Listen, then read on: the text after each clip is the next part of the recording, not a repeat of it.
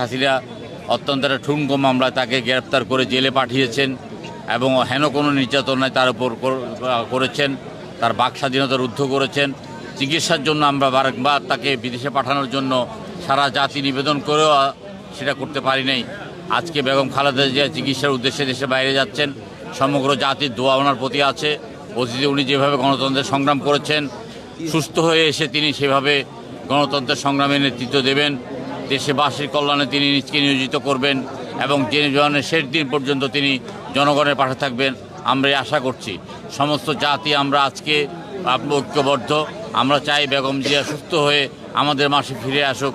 আমরা সেই দিনের প্রতীক্ষায় আছি যেদিন বেগম খালেদা জিয়া সম্পূর্ণ সুস্থ হয়ে এসে বাংলাদেশকে হাল ধরবেন, বাংলাদেশের জনগণের নেতৃত্ব দিবেন। ধন্যবাদ আপনাদেরকে। দীর্ঘ 17 বছর 8 মাস হলো আন্দোলন সংগ্রাম করে এসেছি এবং আন্দোলন সংগ্রাম করার উপরই আছি।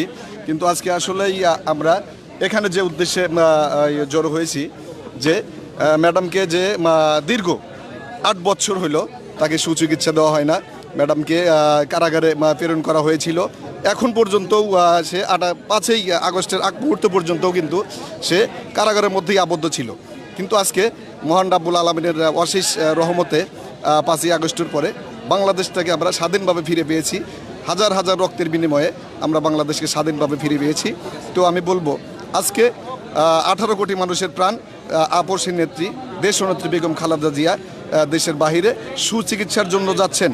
আমি পুরো দেশবাসী না, পুরো বিশ্ববাসীর কাছে দোয়া চাইব, আপনার আমার আপসী নেত্রী 18 কোটি জনগণের প্রাণ, তিনি যেন সুচিকিৎসাভাবে দেশের বাহিরে গিয়ে সুচিকিৎসা নিয়ে যেন দেশের মাটিতে ফিরে আসতে পারেন।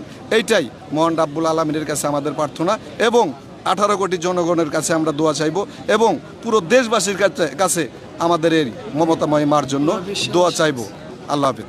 সম্মান দেওয়ার মালিক আল্লাহ। আপনারা জানেন বিগত ফ্যাসিস্ট সরকার শেখ হাসিনা যেভাবে আমাদের নেত্রীকে তুচ্ছতাচ্ছিল্য করছে এবং বিদেশে যাওয়ার জন্য ডাক্তার দেখানোর জন্য বিদেশে যাওয়ার জন্য যে পরিবার থেকে আবেদন করা হচ্ছে সম্পূর্ণ তারা প্রত্যাখ্যান করেছে এবং সেই জন্যই বলতে পারছি সম্মান দেওয়ার মালিক আল্লাহ।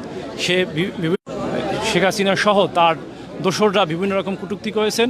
এই জন্য আমরা চাচ্ছি আমাদের নেত্রী সুস্থ হয়ে আমাদের মাঝে ফিরে আসুক এবং দেশের এবং ভবিষ্যৎ রাজনীতির জন্য এবং দেশের উন্নয়নের জন্য কাজ করবে, এই প্রত্যাশা আমরা আশাবাদ ব্যক্ত করছি।